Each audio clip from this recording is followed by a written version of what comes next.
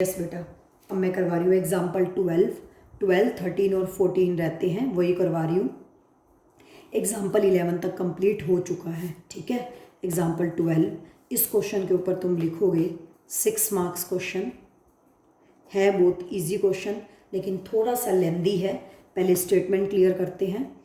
अगर पेपर में अगर ये क्वेश्चन आया तो 6 मार्क्स का आएगा। थोड़ा लेंदी क्वेश्चन है लेकिन ईजी है, थोड़ा ध्यान से समझना है। पहले स्टेटमेंट क्लियर करते हैं। Show that f is a function from natural number n to n is defined by f of x is equal to x plus 1 if x is odd and f of x is equal to x minus 1 if x is even. अगर x odd है अंदर वाला तो ऊपर वाला use करना है x plus 1, अगर x इवन है तो नीचे वाला यूज करना है। Is both 1 1 and onto, मतलब फंक्शन f को क्या प्रूव करना है, बाइजेक्टिव, ठीक है। एक वीडियो में 1 1 प्रूव होगा, दूसरी वीडियो में ऑन टू, ठीक है। Firstly we will prove that given function f is 1 1। देखो 1 1 प्रूव करने के लिए हम क्या करते हैं, लेट x1 को मैं, ये तो सिंगल सेट से लेकर सिंगल सेट तक है, इजी क्वेश्चन है। लेट x1 को मैं x2 बिलोंग्स टू n, ऐसे करते हैं ना, बिलोंग्स टू n। अभी मैं बताऊंगी मैं साइड में क्यों लिख रही हूँ।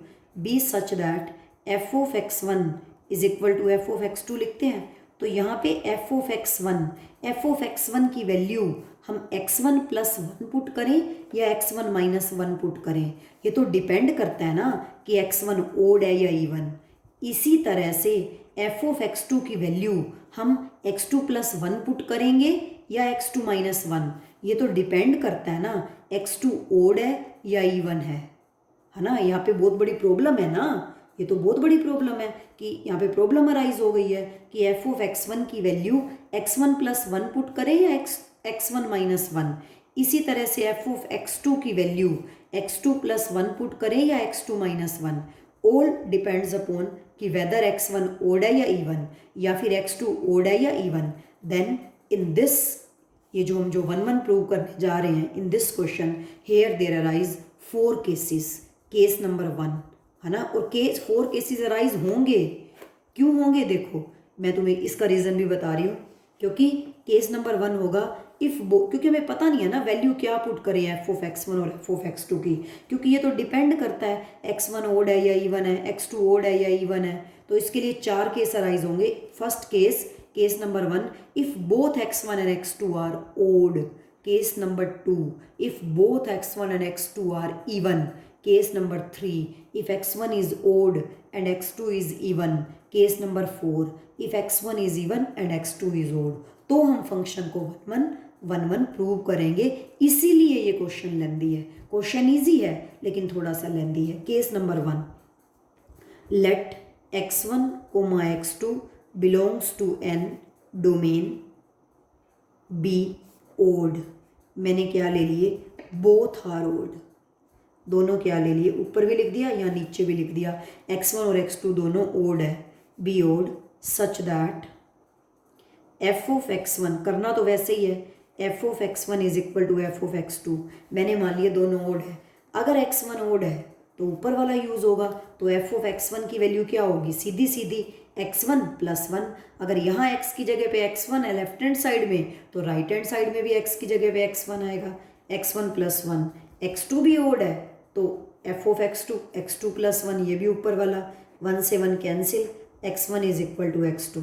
इमेजेस इक्वल लेके चली थी, इमेजेस आर इक्वल, ठीक है। और हमने प्री इमेजेस क्या प्रूव कर दी, इक्वल।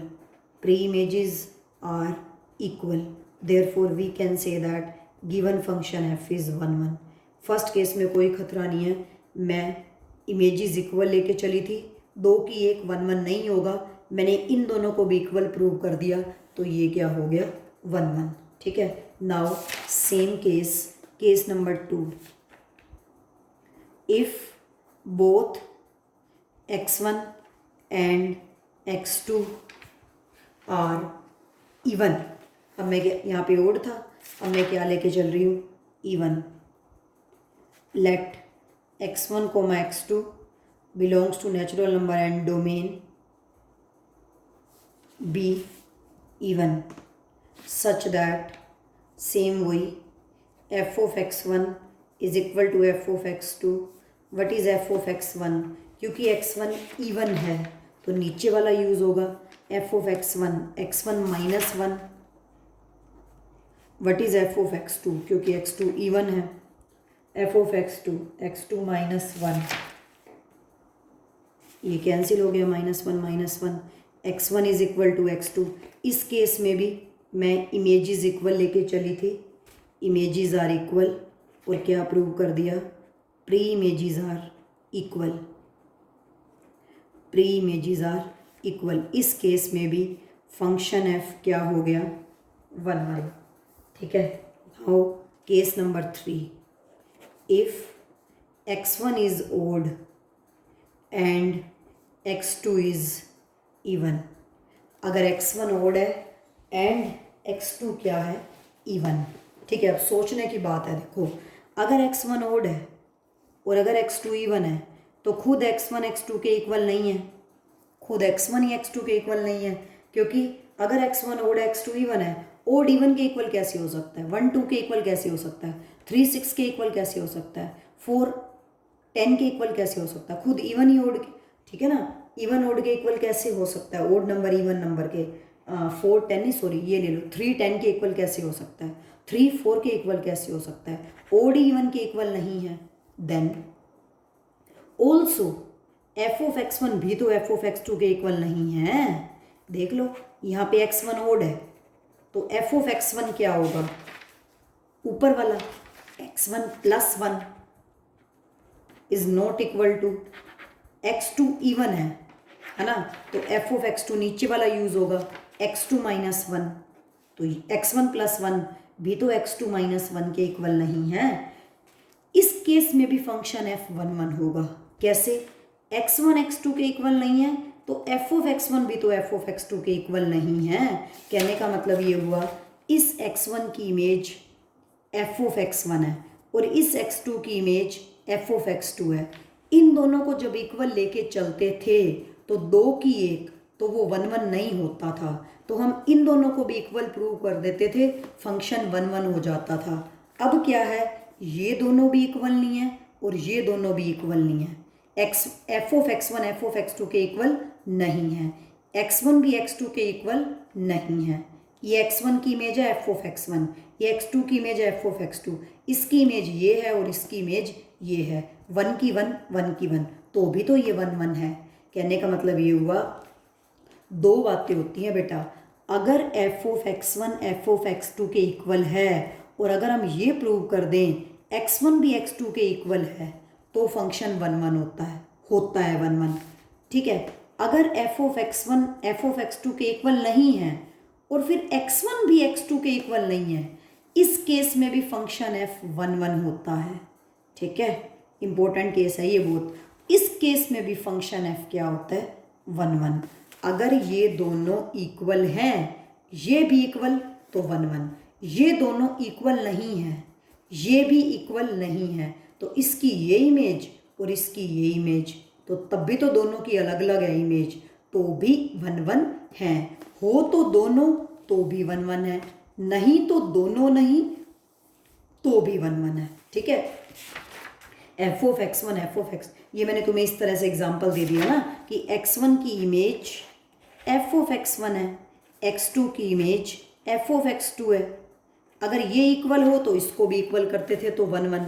ये इक्वल नहीं है तो ये भी नहीं है, तो इसकी इमेज ये है, इसकी इमेज ये है, तो भी तो 1 to 1 कोरेस्पोंडेंस है, तो भी तो 1 1 है. हो तो दोनों तो भी 1 1, नहीं तो दोनों नहीं तो भी 1 1. ठीक है. तो यहाँ पे F of x1 F of x2 के इक्वल नहीं है तो x1 भी तो x2 के इक्वल नहीं है. ओड नंबर इवन नंबर के इक्वल कैसे हो सकता है? ठीक है ना. तो भी इस केस में फंक्शन f 1 1 है. तो हियर f इज 1 1. ये सारा काम मैंने तुम्हें सिर्फ समझाने के लिए किया था. यहाँ पे तुम सीधा लिखोगे हेयर एफ ऑफ x1. अगर लिखना चाहो तो ये लिख सकती हो, here f of x1 is not equal to f of x2 implies x1 is not equal to x2. अगर F of x1 F of x2 के इक्वल है, हम प्रूव कर दें x1 x2 के इक्वल है तो भी 1 1 है. अगर F of x1 F of x2 के इक्वल नहीं है और हम प्रूव कर दें x1 भी x2 के इक्वल नहीं है तो भी फंक्शन क्या है 1 1। ये मैं तुम्हें अच्छे से क्लियर कर चुकी हूँ, ठीक है। नाउ केस नंबर 4 बिल्कुल सेम केस नंबर 3 की तरह है। केस नंबर 4 केस नंबर 3 की तरह है। अब हम लेके चलेंगे x1 is even and x2 is odd. If x1 is even and x2 is odd, अगर x1 इवन है और x2 ओड है तो खुद x1 x2 के इक्वल नहीं है, ठीक है। तो f ऑफ x1 भी तो f ऑफ x2 के इक्वल नहीं है। कैसे? अगर x1 इवन है तो f ऑफ x1 क्या होगा? नीचे वाला x1 minus 1 is not equal to, अगर x2 ओड है तो f ऑफ x2 ऊपर वाला यूज होगा x2 प्लस 1, ये भी तो इक्वल, ये इक्वल नहीं है तो ये भी इक्वल नहीं है। x1 माइनस 1 x2 प्लस 1 के इक्वल कहाँ है? यहाँ तो कैंसिल ही नहीं हुए, ठीक है। इक्वल कहाँ है?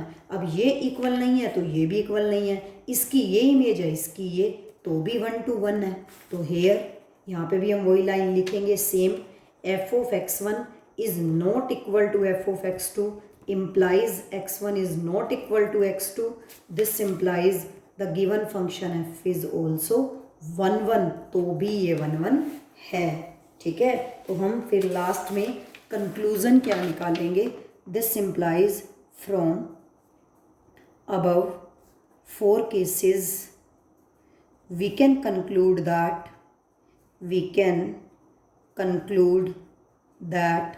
the given function f is 1 1।